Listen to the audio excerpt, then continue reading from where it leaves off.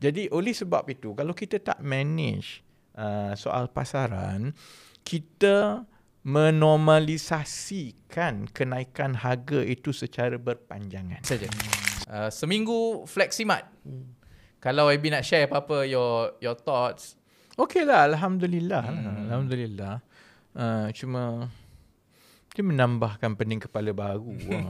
It's like aku dapat anxiety attack tiap-tiap hari. Saya kali tengok ni. Sebab tiap-tiap jam kena check sales kan.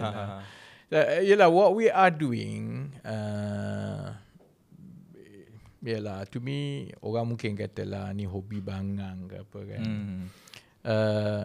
Ekonomi ni dia ada banyak perkara lah kan. Satu dasar yang kerajaan buat. But there's also the market. The market ni dia supply and demand. Jadi cara konvensional kita setakat ini dalam menangani kos sara hidup ialah kerajaan akan bagi bantuan. Bila kos sara hidup tinggi, tak apa kita bagi sara, tak apa kita bagi duit. Baguslah. But there's a but to it. Okay. Kalau kita tak manage the market part of it, and saya faham lah untuk regulate market ni tak mudah. Sebab orang kata kenapa tak boleh kawal harga, letih nak. Sebab kalau macam itu, kita kena tetapkan setiap harga barang itu, then you stop becoming a market economy lah kan. Contohnya, bila kerajaan bagi SARA, bila kerajaan bagi SDR yang lebih tinggi, you are pumping the money into consumer, kan, consumer market kan. Saya tak pasti sama ada kita ada ke tidak cek dan pastikan syarikat-syarikat semua ni yang akan dapat durian runtuh 1 bilion, 2 bilion, suntikkan wang ke dalam market mereka, kita cek ke tidak dia naikkan harga ke tidak, dia turunkan harga ke tidak. Jadi oleh sebab itu, kalau kita tak manage soal pasaran, kita menormalisasikan kenaikan harga itu secara berpanjangan. Sebab as a society, kita tak challenge jual kopi RM15, jual lunch RM10, RM15. Kita tak challenge, kita menerima. Dan bila kerajaan pula, responsnya hanyalah tak apa, kamilah maha pemurah dan kita bagi duit. Duit tu duit cukai tau. So unless you fokus juga kepada soal consumerism dan juga soal pasaran lah. Dan that's exactly what we are trying to do. Tapi dia berpeluh lah. Saya bagi contoh kan, dalam lebih kurang seminggu lah Fleximat setakat ini kan. Dan esok kita akan buka kesum kan.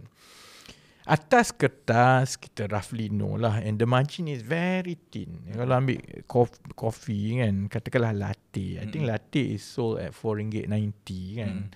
Cost dia lebih kurang RM4, 90 sen. On paper, 90 sen out of RM4 is not too bad lah. It's almost nearly double digit punya margin. But and setakat ini lepas minggu, terima kasih rakyat Malaysia, memang baik. Maksudnya the foot traffic yang masuk semua tu paling kurang 400 orang sehari masuk, which is banyak tau for kedai runcit. 400. Tapi saya faham lah, kerana 400 kalau you jual kopi satu cup tu, you hanya dapat dalam 90 sen.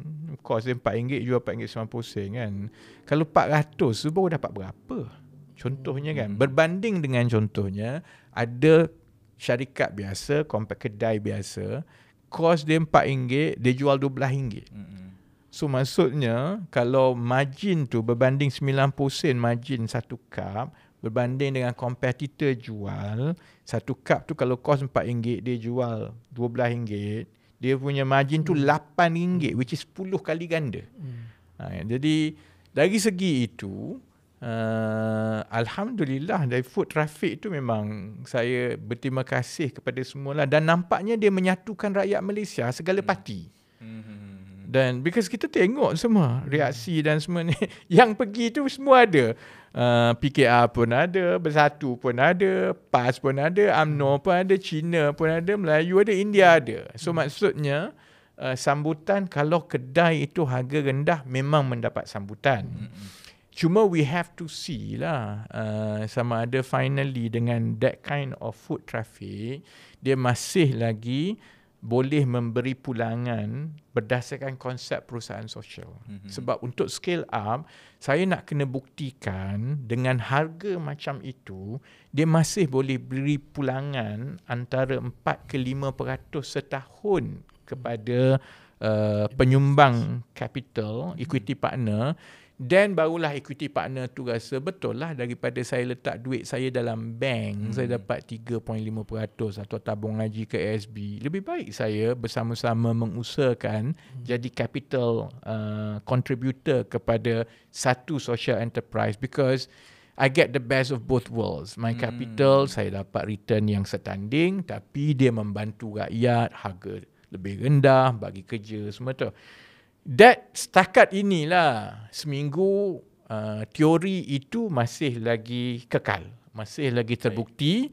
Cuma baru seminggu. Itu yang aku kena anxiety attack tiap-tiap hari itu kan. Tak ada orang kan. Ataupun orang masuk tapi tak beli kan. Jadi but let's I want to go through it. Sama juga dengan kesum, bila kita jual nasi, minyak, ayam masak merah RM4.9. Jual nasi lemak RM4.5 macam tu. Semua bawah RM5 semua kan. Orang belilah, dan saya sebenarnya kalau melihat kepada Fleximart, saya rasa memang ramai orang.